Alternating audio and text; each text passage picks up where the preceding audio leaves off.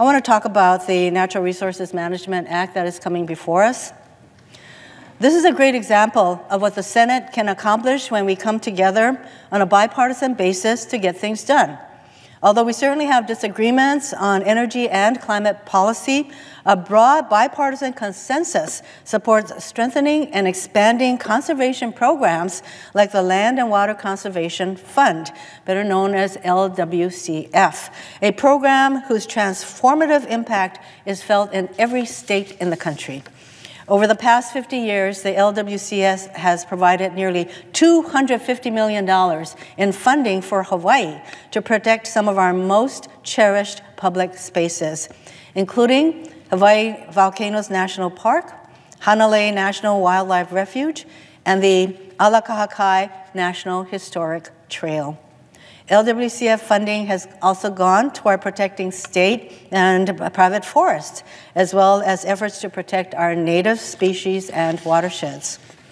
I saw the benefits firsthand last April when I joined Keith Unger and his family for a blessing ceremony to mark the sale of the McCandless Ranch to the U.S. Fish and Wildlife Service.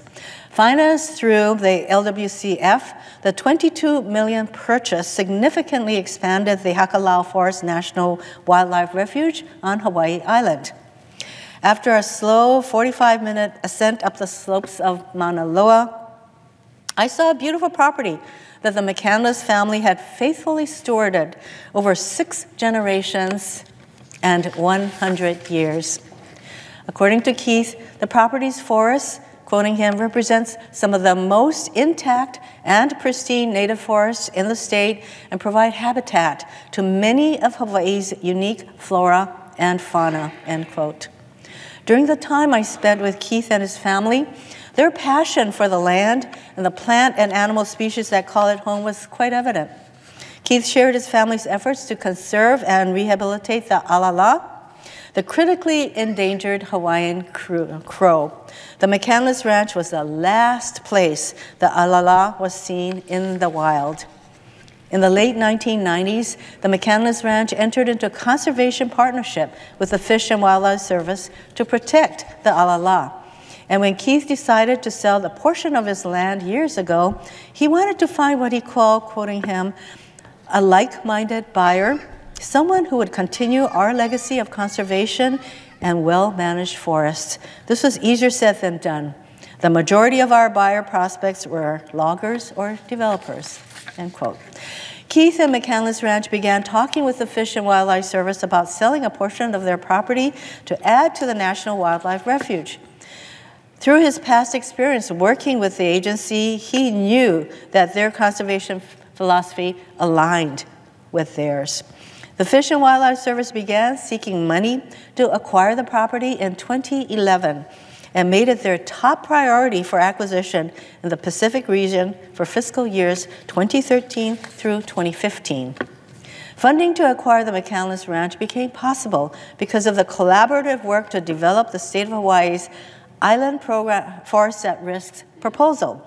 Developed through engagement with a wide range of stakeholders, Island Forests at Risk was a comprehensive proposal to protect endangered or threatened species, safeguard water resources, improve ecosystems, and preserve Native Hawaiian cultural resources.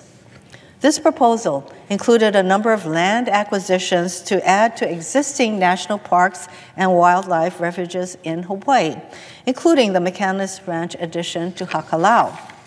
In addition to federal land management agencies like the National Park Service, the Fish and Wildlife Service, and the Forest Service, the Island Forests at Risk incorporated input and perspectives from Hawaii state agencies like the Department of Land and Natural Resources, local organizations such as the Nature Conservancy Hawaii and the Trust for Public Lands, and local landowners such as Keith Unger with the McCandless Ranch.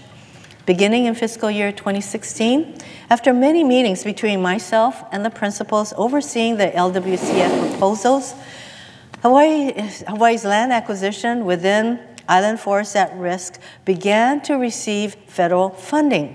Between fiscal years 2016 and 2018, nearly $40 million was awarded to acquire land to add to Hawaii Volcanoes National Park, Haleakala National Park, and Hakalau Forest National Wildlife Refuge.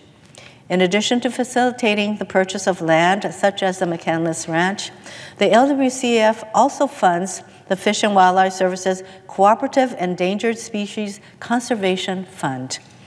In Hawaii, we have over 500 threatened and endangered species, more than any other state. 500 threatened and endangered species. 1/3 of all endangered birds in the United States are found in Hawaii. LWCF funds are essential for protecting and reintroducing these species, including the alala. The LWCF also funds the Forest Legacy Program, which helps the states and private owners protect and enhance forest habitats. The program has leveraged over $22 million of federal funding for Hawaii's forests over the past 50 years. Most recently, the Forest Legacy Program helped facilitate the acquisition of the Helema'a Wilderness Area on Oahu. This land includes high-quality native forest that is home to the endangered Hawaiian hoary bat and a watershed that is a primary source of drinking water for 1/3 of the people on Oahu. Program funding will facilitate invasive species removal and reforestation. It will also help public access to hunting and camping areas, which are limited on Oahu. And Oahu is the island in which the majority of the people in Hawaii live. 80% of the people live on Oahu. Forest protection and conservation is particularly important as we face the threat of catastrophic climate change. Protecting these lands and forests can help mitigate climate change by absorbing carbon dioxide, cooling the earth, and regenerating our watersheds. Aside from helping mitigate climate change, the LWCF provides numerous downstream benefits to local economies. In 2003, for example, the LWCF funded the $22 million addition to Kahuku Ranch to Hawaii Volcanoes National Park, almost doubling the park's size. Hawaii Volcanoes National Park is a pillar of our tourism economy in Hawaii. It contributes nearly $500,000 every day, or $166 million annually to the economy, and attracts approximately 2 million visitors per year. That is just one park, the Hawaii Volcanoes National Park. Aside from the LWCF, Hawaii Volcanoes National Park has also benefited from programs and organizations like Kupu that educate and inspire young people to become stewards of our national natural resources. Kupu provides hands-on training for youth in the areas of conservation, sustainability, and environmental education. It has also placed youth workers within various units of the national park system in Hawaii to conduct trail repair, vegetation management, interpretation, etc. The 21st Century Conservation Service Corps bill, included in the Natural Resources Management Act that will come before us, supports programs like Kupu that seek to nurture the next generation of environmental stewards. In testimony before the Energy and Natural Resources Committee in last Congress, Kupu CEO John Leong spoke to the transformative impact of participating in a conservation program. He cited 2 inspiring examples of Corps members who have gone on to do meaningful work in the environmental and conservation space.